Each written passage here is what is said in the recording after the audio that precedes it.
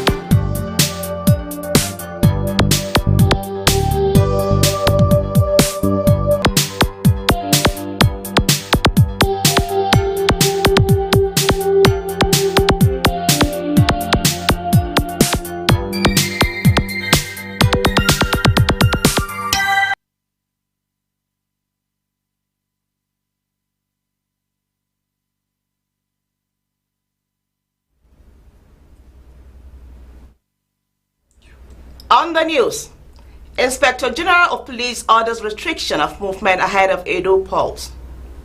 Court dismisses suit seeking replacement of pro-wiki lawmakers. CBN to raise 50 billion naira from cybersecurity levy.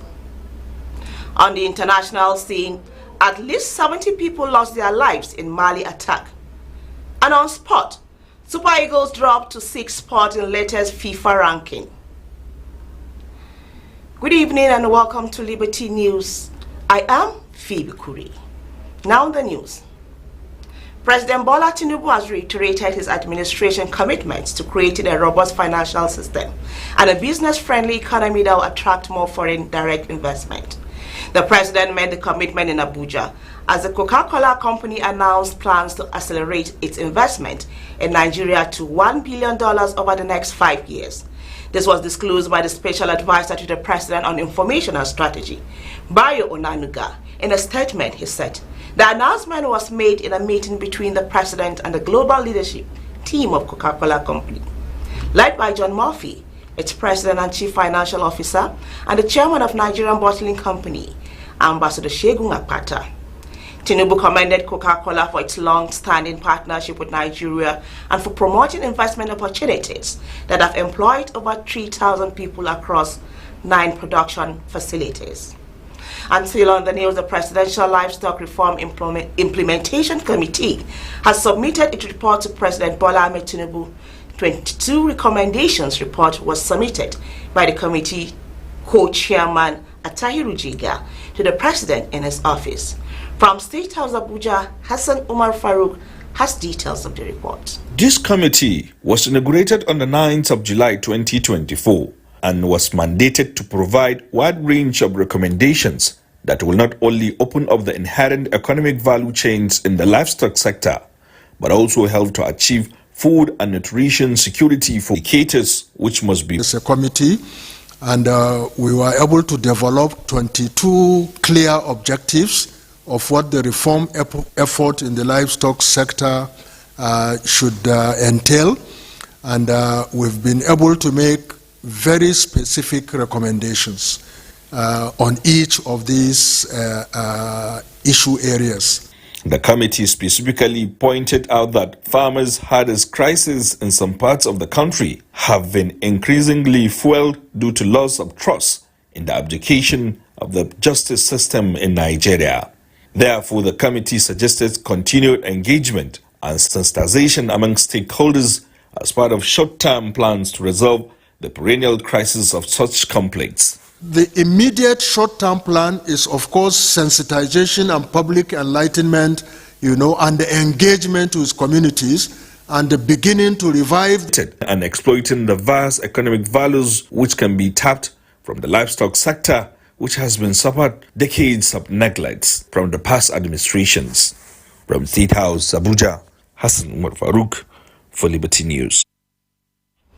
And on politics, President Bola Ahmed Tinubu has called on all stakeholders in the upcoming Edo State governorship elections to conduct themselves peacefully and sportingly. The election is scheduled for Saturday, September 21st, 2024. A statement by the Special Advisor to the President, Information and Strategy, Bayo Onanuga, said the president implored the governorship candidates, political parties, and supporters to respect the democratic process about their future leaders.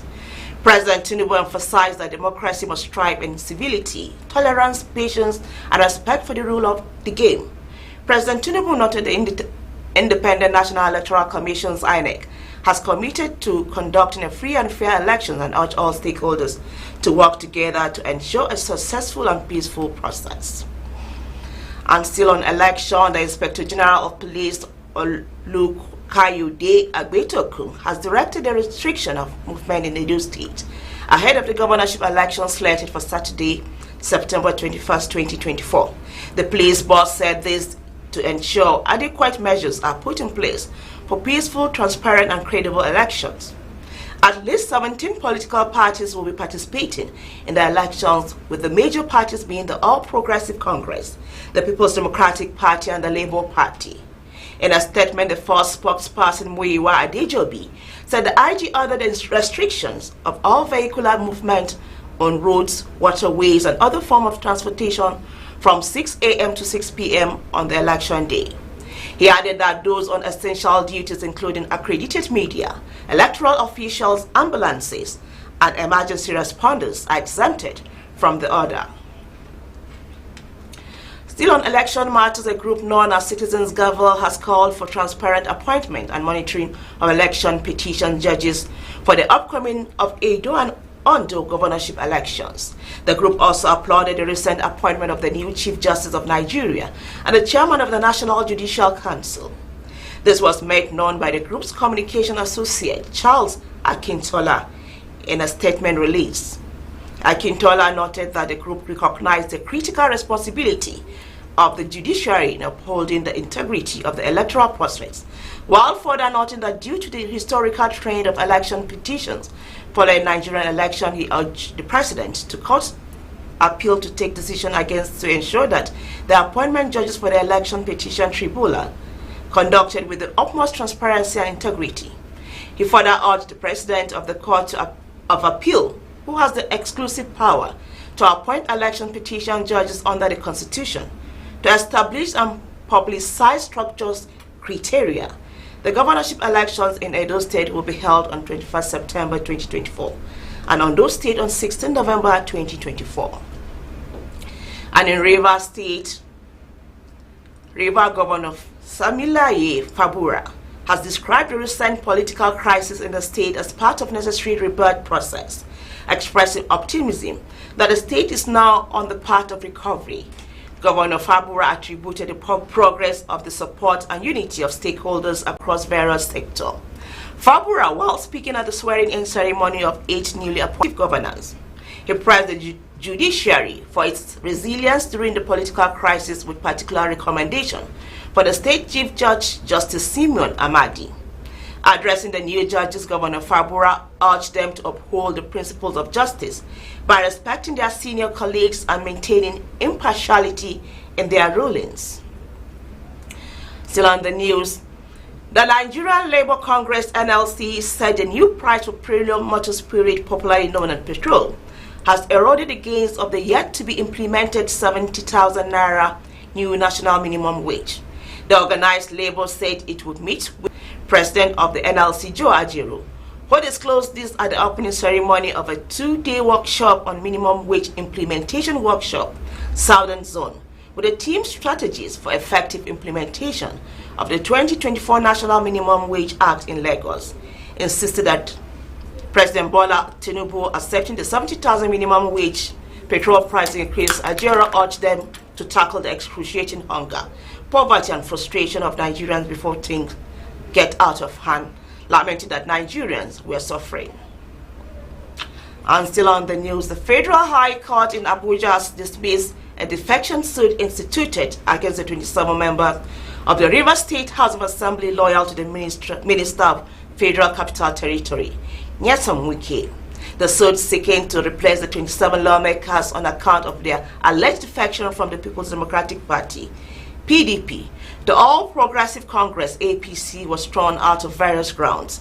Among other, Justice Peter Alifu, who delivered the judgment, held that the suit instituted by the Action People's Party, APP, was statute barred, having not been filed with 14 days allowed by law. While the defection was said to have been carried out in December last year, the APP filed the case on July 12th, a period of 8 months after the cause of action emanated. The judge who quoted the previous judgment of the Federal High Court said that the request for replacement of the lawmakers had earlier been rejected due to lack of sufficient evidence to establish the defection of the legislators. And still on politics, the crisis rocking the major opposition party, the People's Democratic Party, PDP, seems to have no resolution to cite as called to replace its acting national chairman, Umar Damagum, have deepened divisions within the People's Democratic Party's Governors Forum. A senior member of the PDP National Working Committee speaking anonymously to newsmen revealed that in addition to the backing the Federal Capital Territory Minister Nyesom Wike, Damagum has the support of at least 4 governors from the party. He identified the 4 governors as Sheyi Makinde of Oyo State, Amadu Fintri of Adamawa State, Kalem Mufang of Plateau State, and Abu Kefas of Taraba State. According to the source, while Enugu and Zamfara State Governors Peter Mba and Daula Lawal, respectively, are new Damagum. Persons with disabilities have decried their inability to contribute to unequal opportunities. They voiced their concern during the presentation of a mural for persons with disability in Nigeria at the Area 1 roundabout in Abuja, ahead of the 79th United Nations General Assembly Summit. Now the report. People living with disability across the country, mostly youths, are denied access to basic human rights that makes life worth living. The aim of the mural is to call the attention of people on the plight of the disabled persons with disability. Chris Agbo, while speaking, said over 35 million Nigerians are living with disability and are faced with numerous challenges. Everything we are talking about is actually represented in that drawing, and it's all about using acts to promote inclusion of persons, to promote the right of persons with disabilities. It's actually a very beautiful thing, because that's another innovative way of promoting the right of persons with disabilities. So it's a very good thing, and that's why we're encouraging people that in whatever you do, it's also a way of you using your craft, using your handwork, what you can do to actually promote the right of persons with disabilities. Other persons living with disabilities speaking about their plight underscored the imperative for the Disability Act to be implemented. What I noticed with Nigerian government is not by implementing, not by creating that law that states that every federal parastatals or MDAs should make their buildings physically accessible for people living with physical challenge. But whenever they make this law, they don't implement these laws. You have made the law, fine. What about implementation? Just like the 5% employment for the physically challenged. And going to the school and all your efforts in your education, you now come out with no employment. It's really painful. A stakeholder, Esther Bature, shed more light on the SDGs, policies, plans that have been put in place to promote the lives of persons living with disability. So every year during the UN General Assembly, we try to call attention to the plight of persons with disability, because we know that world leaders will be there to deliberate on critical issues. And for this year, which is the 79th UN General Assembly, there's going to be a summit of the future that looks at how well we have implemented the SDG goals, the 17 SDG goals, and how inclusive have these goals been in implementation, especially in Nigeria. Not forgetting the promise. 29 UN Summit is leaving no one behind, acting together for the advancement of peace, sustainable development, and human dignity for present and future generations. In Abuja, Mercy Queen Amthanku. You're welcome back. The National Agency for Food and Drug Administration and Control (NAFDAC) has shut down the Gamburu Drug Market in Maiduguri, Borno State, which is the state. A post on agency's X handle said it ordered the closure of the drug market after recent flooding submerged the market and the drugs became contaminated. The Maiduguri flood crisis was caused by a rupture of the Alao Dam on Ndagda River, 20 kilometers south of Maiduguri. The severe flooding claimed at least 30 lives and forced 400,000 people from their homes. And in Enugu State, government suspected to be secessionists have set ablaze Pinnacle filling station in Enugu. The incident, which happened around 10 a.m. today along Agbani Road, saw the gunmen also burning 4 cars belonging to different customers. Newsmen who visited the scene of the incident learned that the gunmen, numbering 4, had come into a Toyota Corolla car. They were said to have snatched nozzles from the pump attendant and used nozzle to splash fuel on the car close to pump and set them on fire. It was further gathered that gunmen also poured fuel into a 25-liter can, with which they used to splash fuel on the 3 vehicles in the nearby car wash within the premises and set them ablaze. Men of the Enugu State Fire and Emergency Service also were seen battling to put out the fire, while the State Commissioner of Police led his team to quickly assess the level of damage caused by the incident. The incident was said to have caused panic in the area, forcing business owners and residents around the axis to quickly shut down. Still on the news, the National Civil Society Council of Nigeria has commended federal government to ensure availability and affordability of petrol in the interest of the citizens.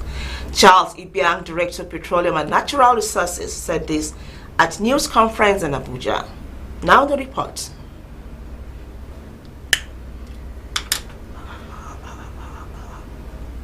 Liberty News.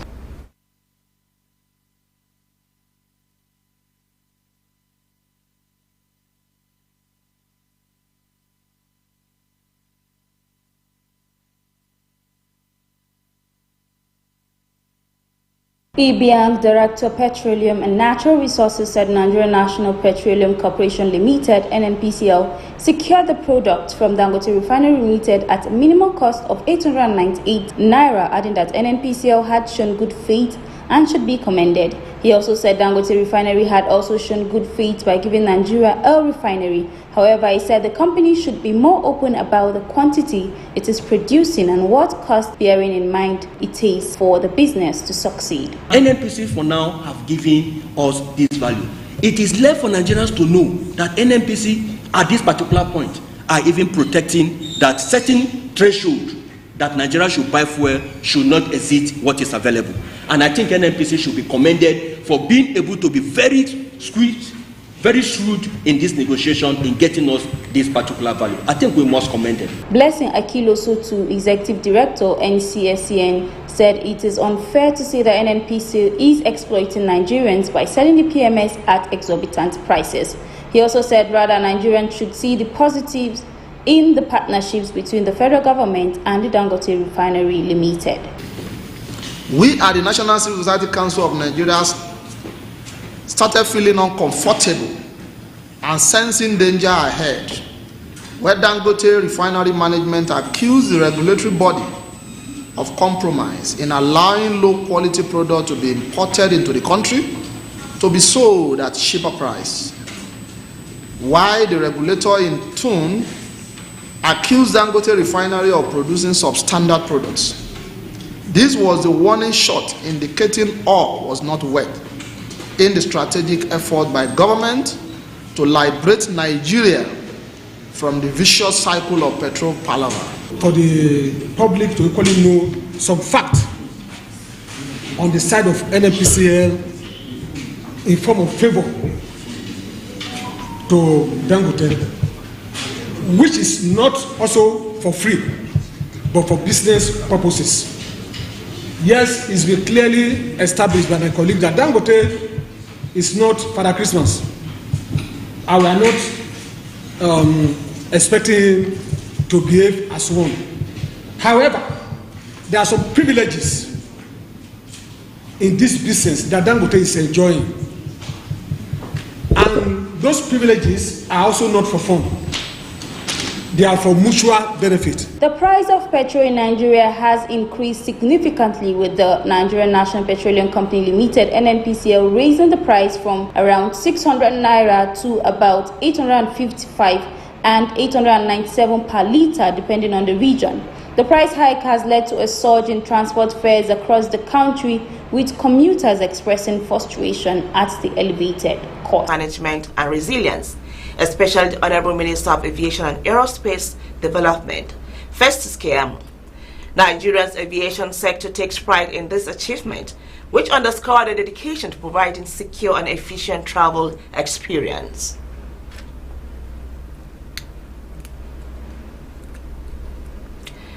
The news is coming to you live from the nation's capital, Abuja. You can also watch us on our social media platform. Still to come, CBN to raise 50 billion naira from cybersecurity levy. At least 70 people lost their lives in Mali attack. Super Eagles dropped to 6th spot in latest FIFA ranking.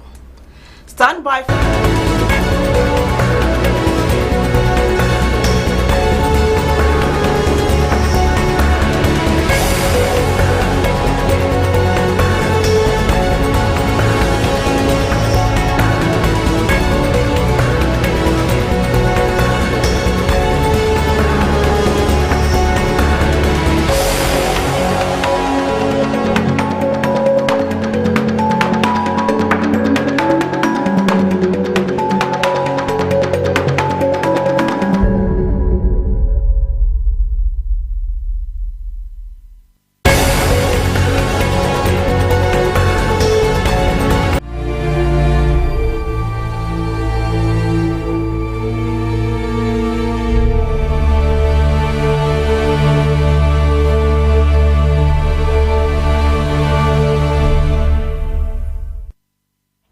You're welcome back. If you're just joining us, you're watching Liberty live from the nation's capital, Abuja.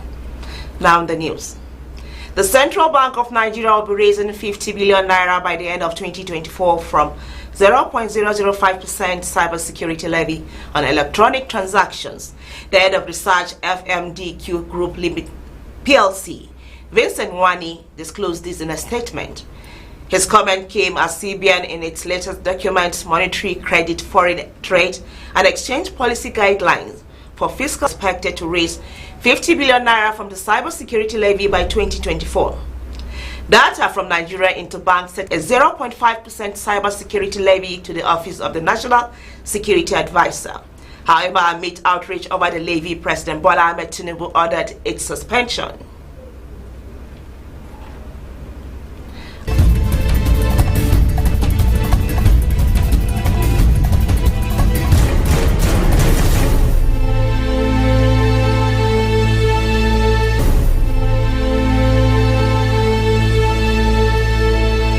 Of 2024 from a 0.005% cyber security levy on electronic transactions. The head of research FMDQ Group PLC, Vincent Nwani, disclosed in a statement. His comments come as CBN in its latest document, Monetary, Credit, Foreign Trade and Exchange Policy Guidelines for fiscal years 2024-2025, confirmed the implementation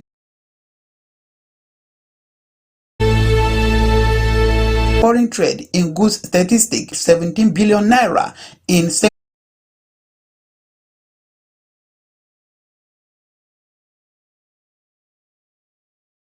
quarter, 9.13% of its total foreign trade, 73% contribution in period of second quarter 20% contribution in period of second quarter 2023 quarter 2024 23 quarter 2024. The value of Nigeria's trade with other African countries rose by 10.3% to 2.900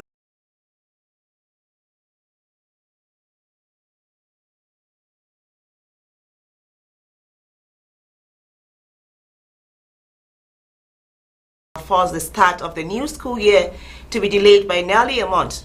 Torrential downfall have flashed the vast West African nation since June, killing scores and affecting hundreds of thousands of people. The military-led Sahelian country is among areas of Central and West Africa suffering heavy flooding amid an unusually intense rainy season. The government announced it had pushed the first day of school planned by October 2nd back to a severely hit region. Around 100 tents have been erected to accommodate people in schools. According to the latest Interior Minister figures from September 4th, 273 people have been killed, 121 of whom drowned and 152 who died due to collapsing homes. Heavy rains have affected more than 700,000 people, authorities said early this month. Still on the news, an insurgent attack in the Malian capital targeting a military police training camp and authenticated confidential official documents put the toll at around 100. Naming 81 victims, Mali military-led authorities have so far not released a precise death toll from the attack.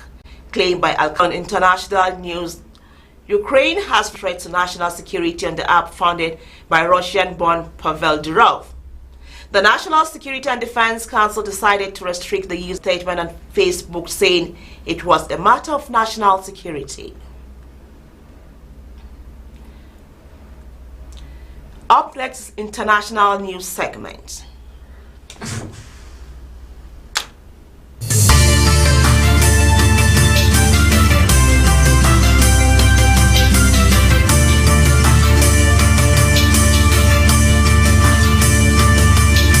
Welcome to today's international news. First to the Congo, where over the past 9 months, 33 fishermen have been killed and 56 injured on Lake Kivu, allegedly by soldiers suspected to belong to the Rwandan naval force. The attacks occurred during nighttime fishing activities. These statistics were revealed by the Synergy of Lake Kivu's Fishermen's Associations in a meeting with provincial authorities, where they appealed for protection from violence. One fisherman escaped attackers 4 times, each time his nets and boats were taken away.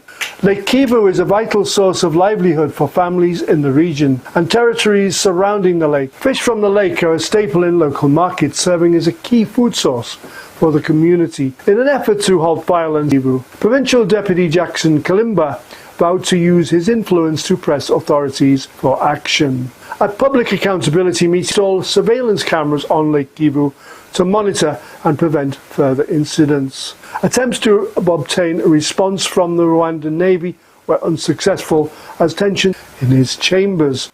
Kentucky State Police said District Judge Kevin Mullins died after being shot multiple times in the Letcher County Courthouse. Letcher County Sheriff Sean Steins, 43, has been charged with first-degree murder. The shooting happened Thursday after an argument inside the court, police said, but they have not revealed a motive. Officials said Mullins, 54, was shot multiple times at around 2 p.m. on Thursday at the court in Whitesburg, Kentucky. Sheriff Steins was arrested at the scene without incident, Kentucky State Police said, but did not reveal the nature of the argument. According to local newspaper The Mountain Eagle, Sheriff Steins walked into the judge's office, told court employees that he needed to speak alone with Mullins, then those outside. Next is entertainment segment.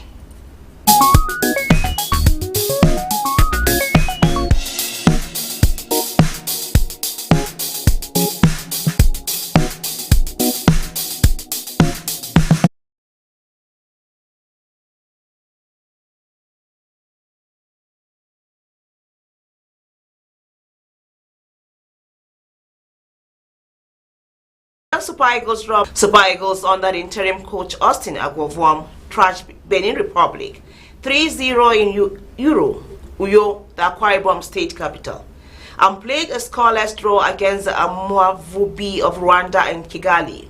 The 2 matches who had a significant knock on the effect of the FIFA Kokati competition, where Adesanya has placed a $10,000 stake on 2-time former unified world heavyweight champion Anthony Joshua in his IBF heavyweight title fight showdown between the Premier League title favorites on Sunday, while Tottenham boss Ange Postecoglou badly needs a win when his side hosts Brentford.